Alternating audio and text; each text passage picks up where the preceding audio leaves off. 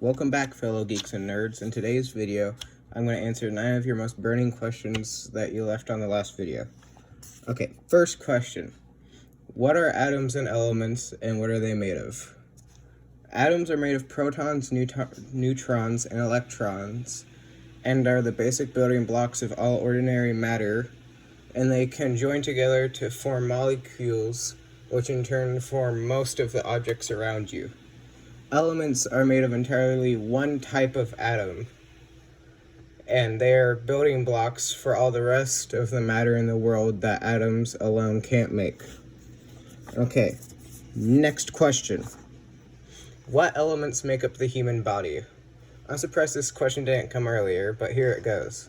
The elements that make up the human body are oxygen, carbon, nitrogen, calcium, phosphorus, potassium, sulfur, sodium, chlorine, magnesium, iron, fluorine, zinc, copper, iodine, selenium, chromium, manganese, molybdenum, and cobalt. The next question is, what is the explanation of how helium and other light nuclei up to lithium were formed before any stars existed? That's a great question. The temperatures in the early universe were so high after the Big Bang that fusion reactions could take place.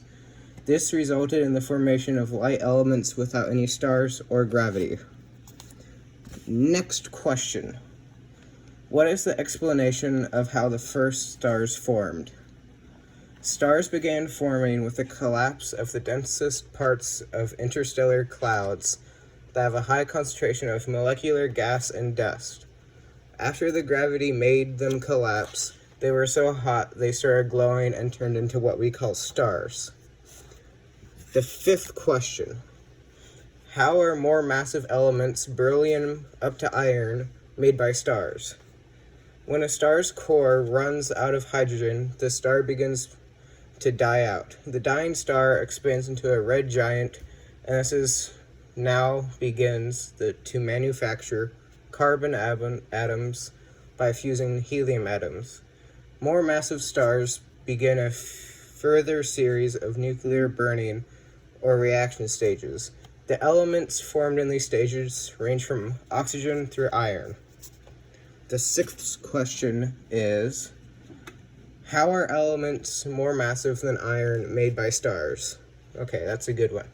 During a supernova, the star releases very large amounts of energy as well as neutrons, which allows elements heavier than iron, such as uranium and gold, to be produced. The seventh question I was asked is, what is the relationship between the types of elements a star can form and its mass and stage of development? Okay. Burning or fusing hydrogen to helium is the process that occurs during most of a star's lifetime. After the hydrogen in a star's core is exhausted, the star can burn helium to form progressively heavier elements, carbon and oxygen and so on, until iron and nickel are formed. Up to this point, the process releases energy. The formation of elements heavier than iron and nickel requires the input of large amounts of energy. The eighth question. How do scientists determine a star's composition? Okay, now this one was a real brain twister when I was trying to find it, but here is the answer. The compositions of a star are determined through spectroscopy. Spectroscopy is the study of something using spectra. A spectrum is what results when you spread starlight out into its individual colors. Absorption lines, or sometimes emission lines, are present, and depending on their strength, you can find out a tremendous amount of information, including its composition, size, and age. Okay, the ninth and final question that I was asked from last day's video. What is the explanation of how our solar system, including the Earth, formed? Prepare to be amazed. It all started when a massive concentration of interstellar gas and dust created a molecular cloud that would form the sun's birthplace. Cold temperatures caused the gas to clump together, growing steadily denser. The densest parts of the cloud began to collapse under their own gravity, forming a wealth of young stellar objects known as protostars. Gravity continued to collapse material onto the protostars, creating a star and a disk of material from which the planets would form. Fusion kicked in. The star began to blast a stellar wind that helped clear out the debris and stopped it from falling inward. Thank you all for watching, and to learn more on these questions, here are a few websites you can use to find out more. The links will also be in the description below.